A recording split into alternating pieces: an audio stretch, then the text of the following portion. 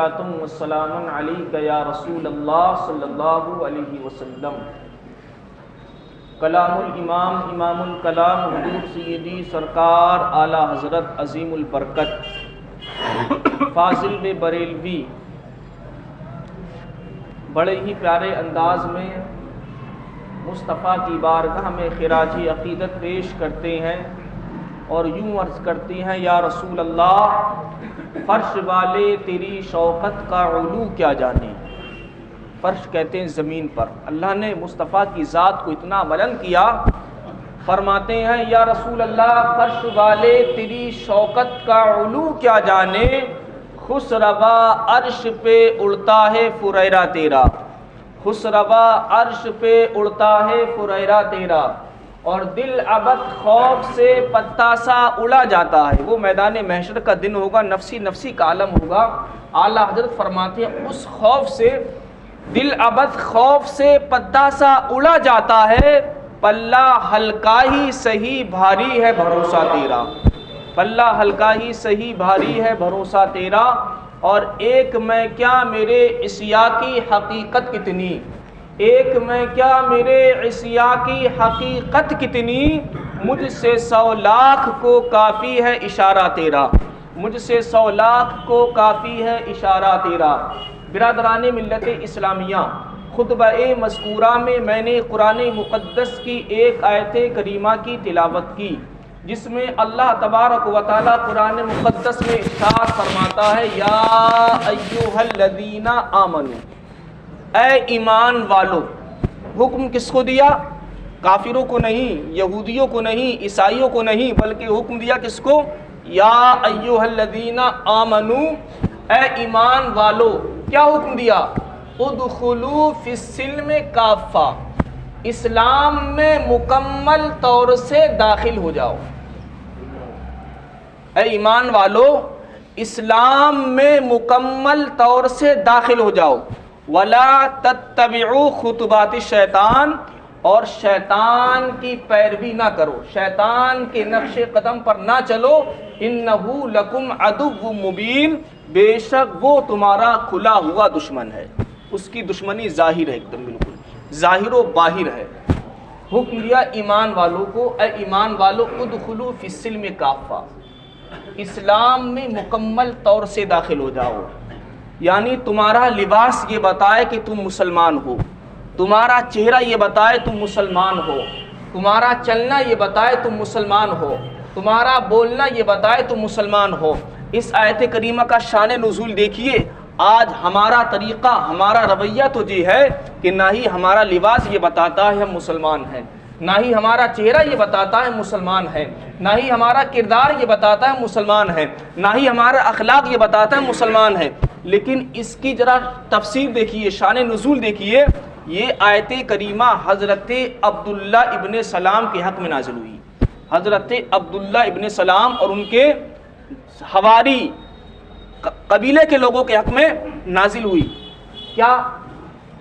عبداللہ ابن سلام یہودی مذہب میں بہت بڑے عالم تھے، لیکن جب انہوں نے اسلام قبول کیا تو کچھ باتوں پر پہلے والے مذہب موسوی پر عمل کرنا جاری رکھا، چھوڑا نہیں۔ مثلا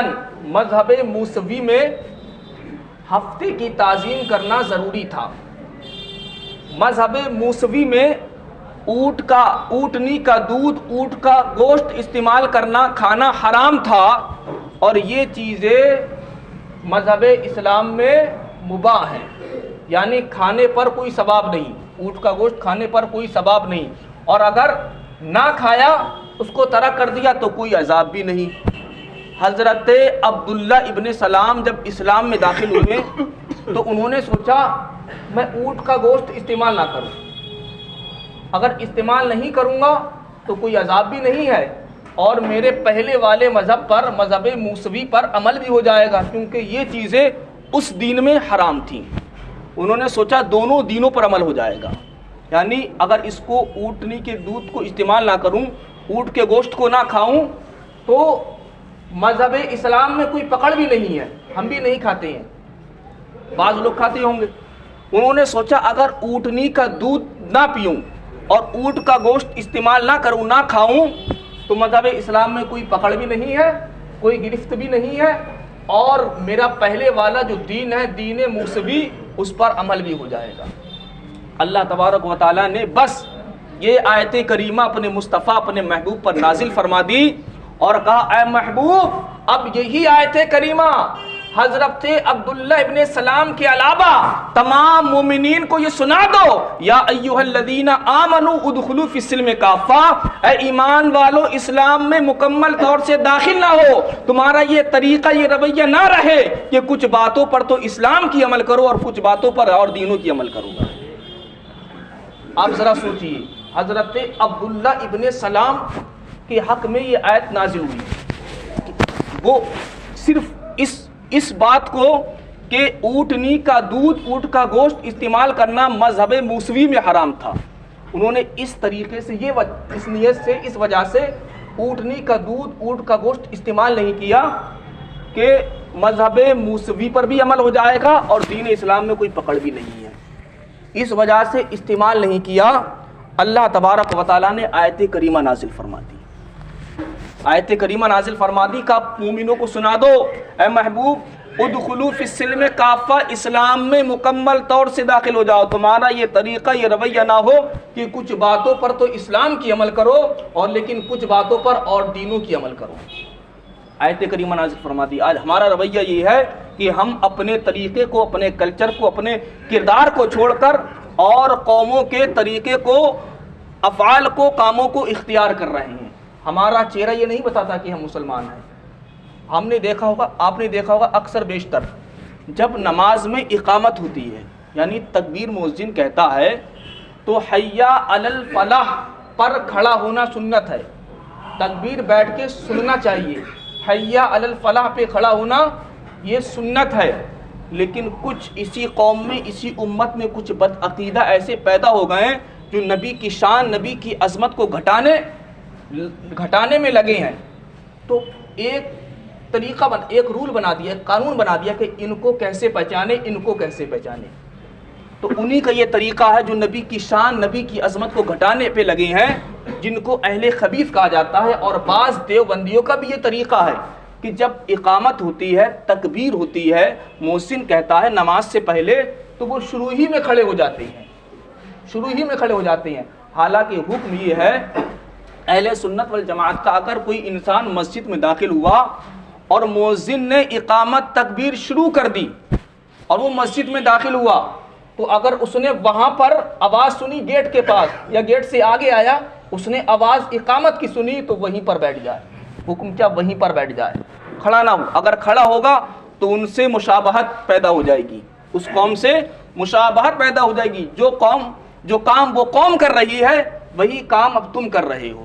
اس لیے حدیث میں آیا من تشبہ بقوم فہو منہم، جس نے جس قوم سے مشابہت اختیار کی کل میدان محشر میں وہ اسی قوم کے ساتھ ہوگا۔ تو کوئی یہ انسان پسند کرتا ہے، کوئی یہ مسلمان پسند کرتا ہے کہ میرا حشر اس کے ساتھ ہو جو نبی کا گستاخ ہو، نبی کی شان گھٹانے پر لگا ہو، میرا حشر اس کے ساتھ ہو؟ ہرگز نہیں چاہے گا۔ ہر مسلمان یہی چاہے گا کہ میں اس صف میں کھڑا ہوں جہاں پر غوث اعظم کھڑے ہوں، جہاں پر حضرت خواجہ غریب نواز کھڑے ہوں، جہاں پر صابر پاک کھڑے ہوں، جہاں پر امام احمد رضا کھڑے ہو، میں ان کے پاس کھڑا ہوں، آگے آگے وہ چلے جنت کے راستے پر اور پیچھے پیچھے میں چلوں۔ لیکن آج ہمارا یہ طریقہ ہے کہ انسان اپنی عقل چلاتا ہے کہ جب مسجد میں داخل ہوتا ہے تو جیسے ہی مؤذن اقامت شروع کرتا ہے فوراً وہ سوچتا ہے 30 یا 40 سیکنڈ ہی کی تو بات ہے، کھڑا ہو جاؤں بیٹھوں نہ، بلکہ حکم یہ ہے ہمارے علماء فرماتے ہیں جب کوئی مسجد میں داخل ہوا اور اس نے اقامت کی آواز سنی تو فوراً وہیں پر بیٹھ جائے، اور جب مؤذن حیا علی الفلاح کہے تو کھڑا ہو کر جماعت میں شریک ہو۔ آج یہ طریقہ ہے، کوئی مسجد کی کوئی عزت شان کا کوئی خیال ہی نہیں ہے، اس کو بالکل اپنا گھر سمجھ رہا ہے مسجد کو۔ برادران ملت اسلامی، ہم نے یہ بھی دیکھا ہے کہ بعض لوگ جب وضو کرتے ہیں تو وضو تو وہاں پر وضو خانے میں کیا لیکن رومال سے مسجد کے اندر اپنے اعضاء پوچھ رہے ہیں اور وضو کا پانی مسجد کے اندر گر رہا ہے، یہ بھی حرام اشد حرام ہے۔ اعلیٰ حضرت نے لکھا ہے فتاوی رضویہ میں حرام اشد حرام ہے، حرام سے بھی زیادہ سخت ہے، کیونکہ اس میں 3 قول ہیں۔ امام اعظم کا قول ہے کہ جو وضو کرتے ہیں، جو پانی ہمارے اعضاء سے ٹپکتا ہے، اس کو مائع مستعمل کہتے ہیں. اصطلاح مائع مستعمل. 3 قول ہیں. امام اعظم کا قول ہے یہ پانی نجاست غلیظہ ہے. کس کا قول ہے؟ شرح وقایہ میں ہے امام اعظم کا قول یہ پانی نجاست غلیظہ ہے، یعنی پخانہ پیشاب کے مثل. اور امام یوسف کا قول ہے یہ پانی جو ہم وضو کرتے ہیں ہمارے اعضاء سے ٹپکتا ہے، یہ پانی نجاست خفیفہ ہے، یعنی بکری کے پیشاب کی مثل.